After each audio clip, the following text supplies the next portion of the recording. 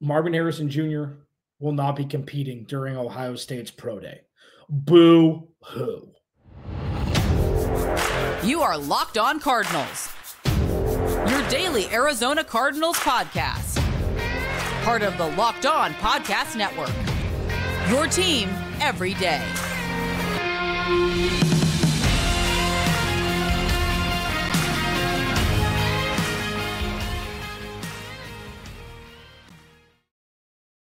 Locked On Cardinals, Alex Clancy here. Follow me on Twitter at Clancy's Corner and Locked On AZ Cards. Follow the podcast as well at the latter. Please go to the YouTube channel, search Locked On Arizona Cardinals. Hit that subscribe button, man. It has never been better to be an Arizona Cardinals fan. I'm telling you, the runway is long. And while sure, Bruce Arians' years, three seasons of 10 wins, fantastic. NFC Championship game, cool. Super Bowl appearance in the mid to late 2000s, cool. One-offs. This is the precipice for sustained success if things go to plan. And for the next 3 weeks, it's going to be bonkers. It's going to be completely flipped. It's going to be 80% draft, 20% free agency, depending on what the Cardinals do or don't do.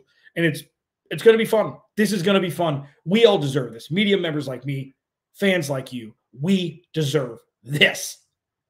This episode of Locked On Cardinals is brought to you by our friends at FanDuel. Make every moment more. Right now, new customers get $200 in bonus bets with any winning $5 bet. That's $200 if your bet wins. Visit FanDuel.com/LockedOn to get started. So, fantastic conversation with Luke Broad of Locked On Vikings and myself yesterday. Thanks for watching. If you're an everydayer, you know this. If this is your first listen or second listen to Locked On Cardinals, let me introduce you. I like to make people think. I like to kind of bend this is what everybody's saying, so this must be what will happen. And this must be how this player will be in the NFL. I'm not questioning things to hear myself talk. I don't do things for clickbait. I think about all possibilities. And having Luke on, one of my favorites here on the Locked On NFL portion of the Locked On Podcast Network, he delivered. He gave insight into what Minnesota is going to do with now having 11-23 in the first round. If you haven't checked it out, go do it. It's the video before this one. They're going to move up, he said. It just depends on who the suitor is going to be. And that's fine. That's in the past. I will discuss that more, obviously, throughout the week. I'm having Sam Monson from Pro Football Focus joining me on Friday, one of the best minds in the space, to talk Marvin Harrison Jr., et cetera, et cetera, et cetera. The Cardinals made a signing, okay? I'll talk about that in the third segment. My favorite draft day scenario now, if it's not Marvin Harrison Jr. at 4. I'll discuss that in the second segment. And this first segment, reports out earlier this morning that Marvin Harrison Jr. is not going to compete at Ohio State's pro day. I'm seeing just onslaughts on Twitter about, he's a diva. I would never draft him. What is he doing? Why does he think he's more important than this? And listen, there's a couple different things, a couple different spices to throw into the pot here as pertaining to the team whose podcast I host, or, the team that's centralized around the Arizona Cardinals, as opposed to many, if not most, other organizations. There's a couple different things that change the angle of this conversation. One, the Cardinals actually have a chance to get him. Okay, so if the Cardinals were drafting only 27th and they made a playoff push last year, you can call, diva, whatever, because they're not close enough. Okay? Marvin Harrison Jr. is at their front door. They will have, unless something wild happens where a team trades up to 3 and drafts Marvin Harrison Jr., or New England does, which doesn't, if he seems like that's a very long shot at this point. Who cares? That's kind of the thought process of people. It's like, listen, you're not going to not draft Marvin Harrison Jr. because he didn't compete at the combine and he didn't show out at his pro day. You're not. But more so than that, and more of like the pragmatic approach is, what else does he have left to prove? What else does he have left to prove? I know that Jamar Chase was a name people were talking about. He performed at his pro day. Yeah, you took a year off of football. Different. It doesn't matter what any other receiver did in the past, because that's not this. Now, if you're looking at two guys where it's like, okay, it's fringe, like Roma Odunze and Marvin Harrison Jr. are neck and neck. You could not, if you look at the tail of the tape, they were identical. One took part in his pro day and one didn't. Could you characterize that as a character trait? Maybe, like if you want to, but it's not something so egregious that it's like that it's an end-all be-all where you tip the other side of the scale just because one didn't take part in his pro day. It's insane. He doesn't have to show anything else. And the reason why he doesn't have to show anything else, while his numbers weren't the best out of any wide receiver in college football last year, Kyle Stover was his quarterback. You could say that. Malik Neighbors and Roma Odunze both played in massively high-powered offenses, like wildly. Even for these standards of football this day and age, wildly high-powered offenses. Having said all of that, there's only two teams that are going to draft Marvin Harrison Jr. Like, really. And if those two teams don't care, it's so far beyond the point of needing to impress that why risk a freak injury? And realistically speaking, it makes sense. Why top players bow out of the bowl game every year now? No top players playing bowl games, unless there are some that are B-level that want to really make their name, but most bowl games are a joke. Bowl games are a money grab for the NCAA. That's all it is. So unless you're a fringe guy who wants to get drafted instead of going undrafted, sure, you play in the bowl game. If it's your last game as a senior and you're not going to get drafted, you play in a bowl game. Stars don't play bowl games anymore. So why is this different?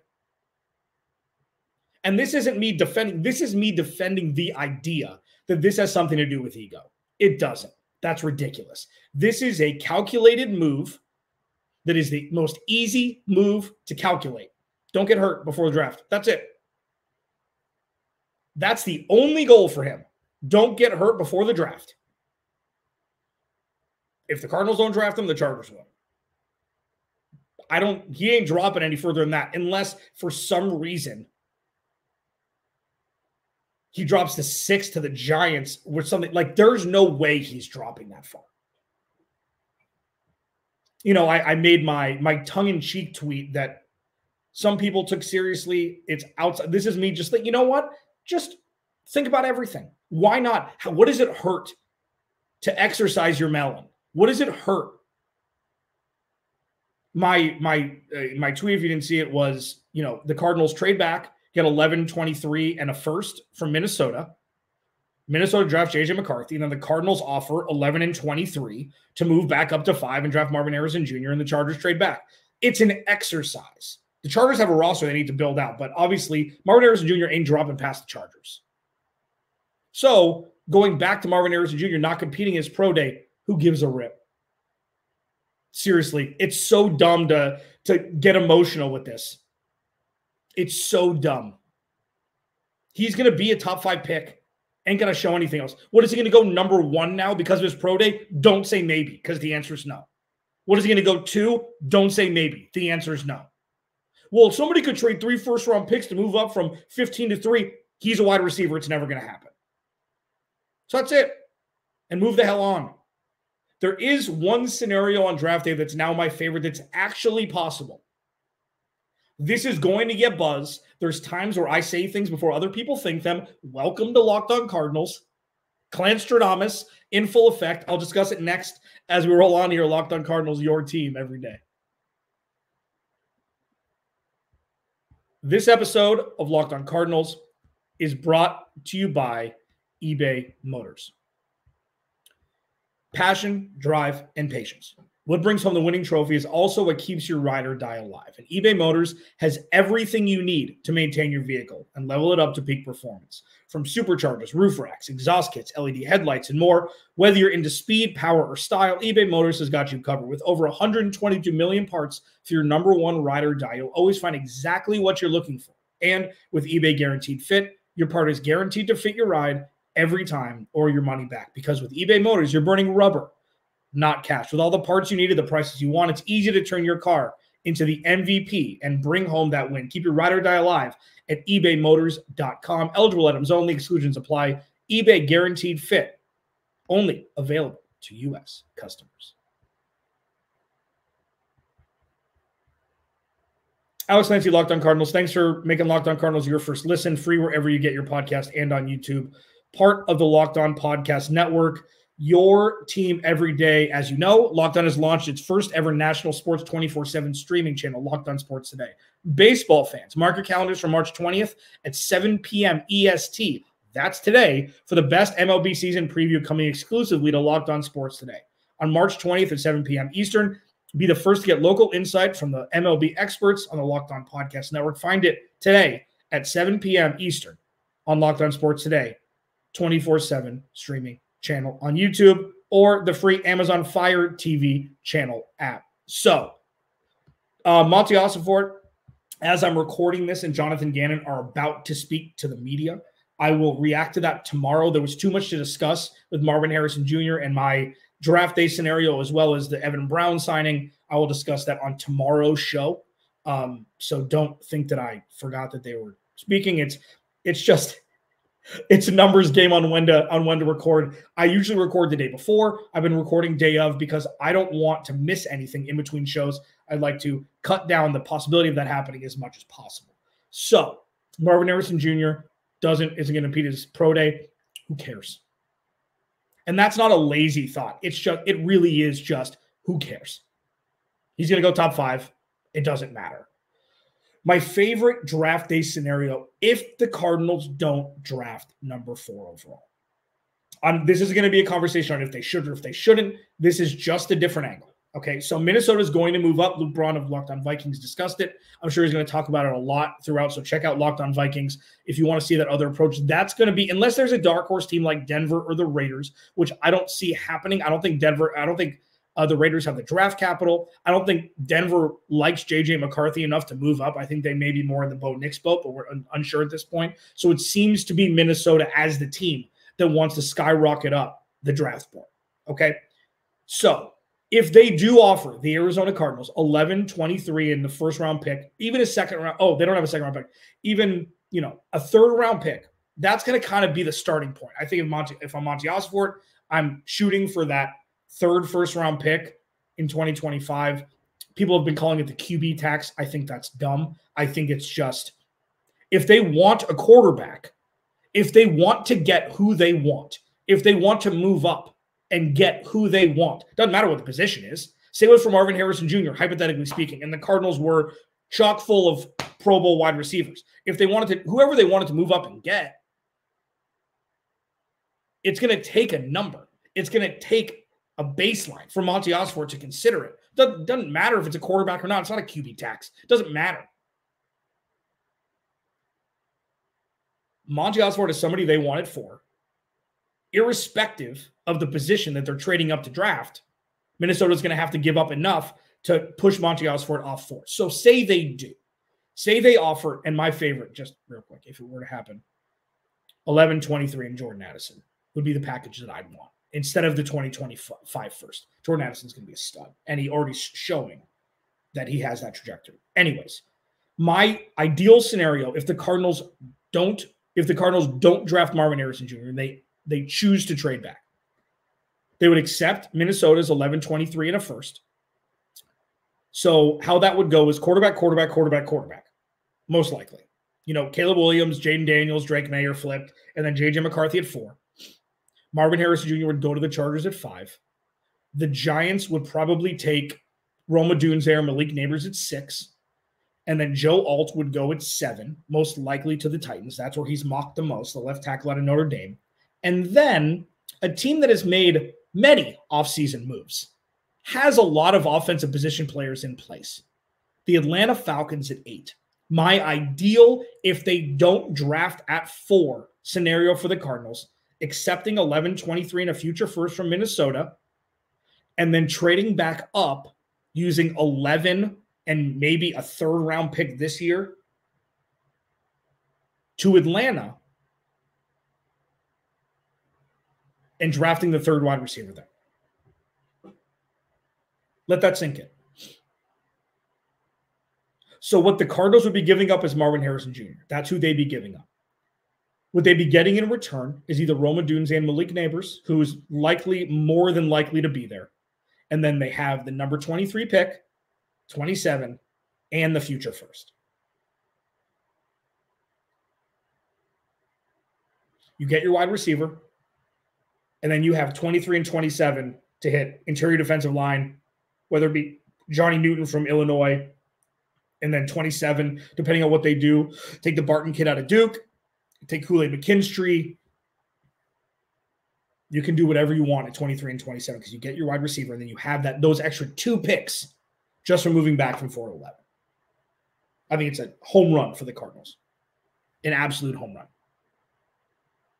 And while this isn't a segment about Marvin Harrison Jr. or trade back, if you're a Marvin Harrison Jr. or this draft is a failure, I'm going to kindly ask you to start to open up the blinders.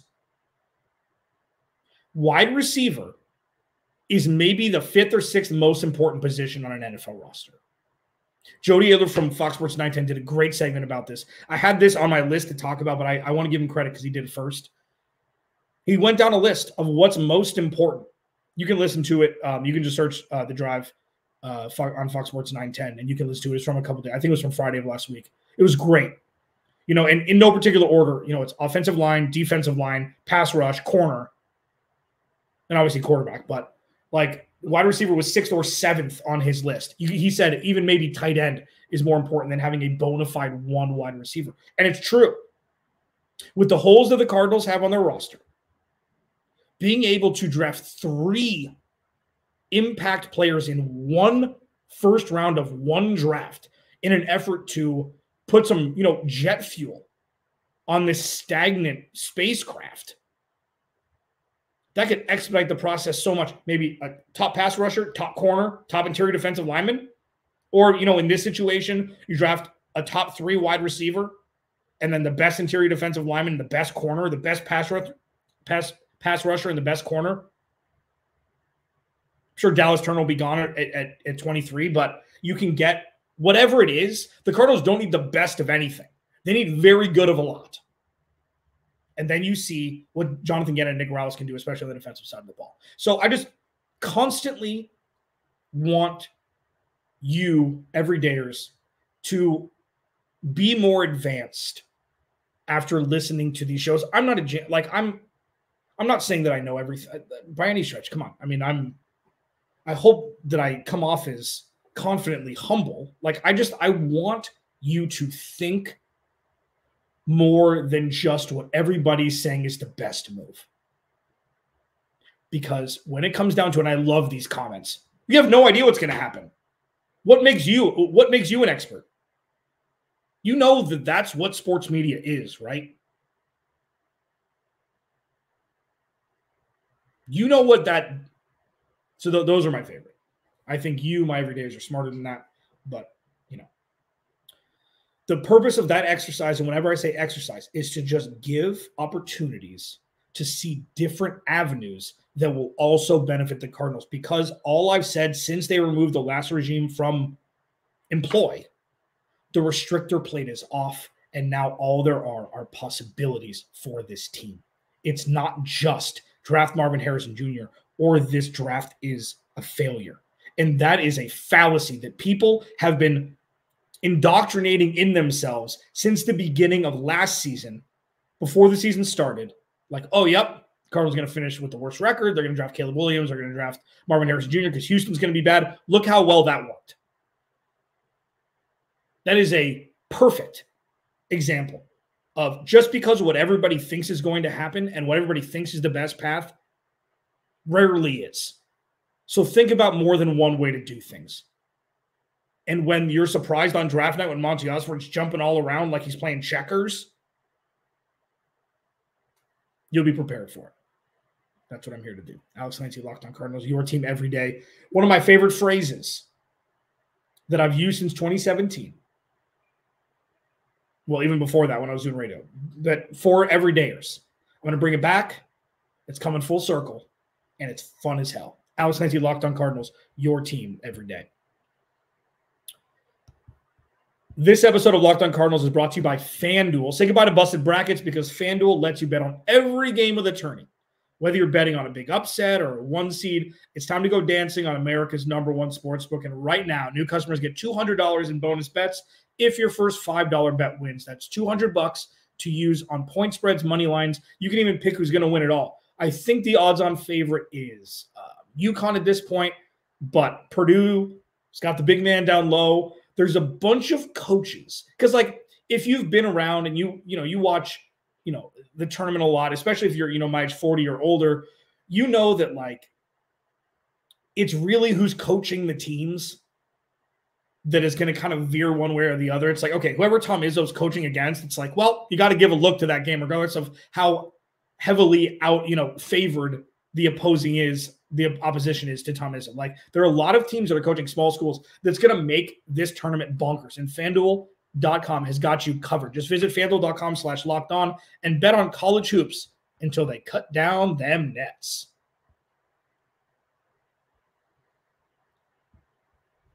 All right, Locked On Cardinals, your team every day. Alex Clancy here. Thanks for hanging out. Thanks for making Locked On Cardinals your first listen free wherever you get your podcast and on YouTube. This is so fun. This is so fun. I'm having such a good time doing this. Not that I don't normally, but last season went by a lot faster than expected, didn't it? That was supposed to be the worst. That was supposed to be throwback to like 2018 where the Cardinals scored 14 points a game and they were terrible the whole season. Last season was like a 12-win season compared to what we witnessed with Sam Darnold and Josh Rosen and Mike Glennon and Adrian Peterson. Damn, we've come a long way.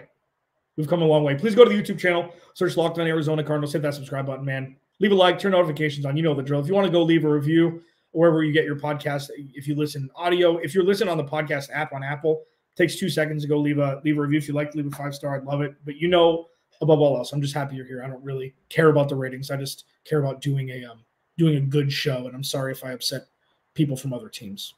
It's not really of any concern to mine. So, throwback Locked On Cardinals phrase is what I have on the overlay if you're watching on YouTube. The Cardinals signed Evan Brown, formerly of the Seahawks and the Lions. He's a swing guard, played right guard, but he's flexible around the offensive line. And what Monty Osborne has done in 1 year, one off season, is build the offensive line. I guess let's say 2 off seasons, okay? Because they brought Will Hernandez back. He built the offensive line. Let's take a second. He built the offensive line in one real offseason. Signed Jalti for Holt last year. So it's a finished product is loosely defined because nothing's finished. I don't know if they're going to draft a tackle or a guard at 27. I'm not exactly sure. There's a lot of unknowns. So I don't know if they're going to sign a couple other offensive linemen. Not really sure. They brought Elijah Wilkerson back. They brought Tristan Colon back. So there's depth there. That's the key phrase. There is actual depth on the offensive line. So regardless of what they decide to do with tackle, whether it be Jonah Williams left, Paris Johnson right, or flipped, you got Evan Brown, who's played meaningful snaps on run-heavy offenses, played most games over the last 3 years. You put him at left guard. Got a Jalti Ferrell who played great last year. You got Will Hernandez who played great last year. You got Paris Johnson on the right who played great last year. All things considered. The beauty of the right side is everybody did their job well enough to where the center didn't have to overcompensate for the right guard didn't have to overcompensate for the center, and vice versa all the way to right tackle, which is something that's been a huge issue for this team since Rodney Hudson, was out of his 10-game heyday right when they traded for him. This is what I've talked about regarding moving up, raising the floor. It's a common phrase now that people use. I like to think that I used it first. Doesn't matter. The offensive line is not good. The offensive line, barring any sort of injury and barring any sort of massive setback in gameplay, is leveled up. That is almost as close to a set and forget offensive line that we've seen the Arizona Cardinals have in the last decade, if not longer.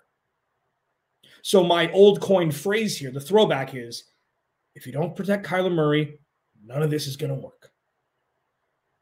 If you don't protect Kyler Murray, none of this is going to work. And what we've seen Last year, they protected Kyler Murray for the most part. And what we've seen so far this offseason is they're going to protect Kyler Murray. And what we're seeing from Monty Ossenfort is understanding where the bread is buttered, understanding where the most important positions need to be set for game day so you don't have to worry about it and scheme around it. The worst situation is for Drew Petzing, who wants to run the football, to worry about the 5 guys in front of Kyler Murray and James Conner and whatever running backs they bring in, whether it be Michael Carter drafting one or signing another one. That's the last thing in an offensive scheme like Drew Petzing's that needs to be worried about. And you know what? Leaps and bounds since the end of last year. And last year wasn't terrible. The Cardinals were top 10 in rushing, even if the offensive line on the left side wasn't great. So when you look at, if you don't protect Kyler Murray, none of this is going to work. They're protecting Kyler Murray. And you know what's going to be easier for Kyler Murray? Finding Michael Wilson downfield if he has an extra second. Finding Trey McBride, getting past the second level, and him being able to dump one right over the linebackers but in front of the safeties. Allowing a player, whether it be Greg Dortch, if they, Marvin Harrison Jr., whoever it is, to be able to get past the corner on a go route instead of just having to throw the ball to a spot because he doesn't have time and has to throw the ball off his back foot. It changes everything in the pass game. And then in the rushing attack, if you've got a good run blocking scheme, you've got Trey McBride, who's one of the better blocking tight ends in football. And you've got Hodgins, and you've got Dominique Swain if they bring him back. Jeff Swain. Who's Dominique Swain? What? It changes everything. And then if they draft a left guard at 27, it's like, oh boy, okay, that's the strength. And then you're going to draft defensive tackles. They already brought in a couple swing guys. You're cooking. Oh, no, I take that back. I said I'd never say cooking. See, like cooking with gas is different than let them cook. Let them cook. Russell Wilson, whoever said, ruined it. Never. Ever. Cooking with gas is different. So I absolve myself from any wrongdoing there. Do you see what I'm saying, though? The foundation is there. If you don't have to worry about the offensive line, you win.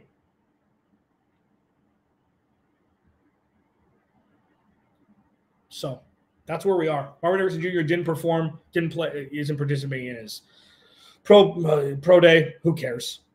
Favorite draft, if they don't draft Marvin Harrison Jr., trade back to 11 with Minnesota, bump back up to 8, give Atlanta 11 and whatever else, a third-round pick. Give them 2 third-round picks. Who cares? Who cares? You move up to 8, you draft Roma Dunes and Malik Neighbors. You still have 23 and 27. Be a home run if they don't just stick and pick it for. Monty Ossenfort, Jonathan Gannon speaking to the media as we speak. That will be the topic of discussion, at least for one segment tomorrow. Alex Clancy, Locked On Cardinals. Remember, without you, there is no me. I'll talk to you.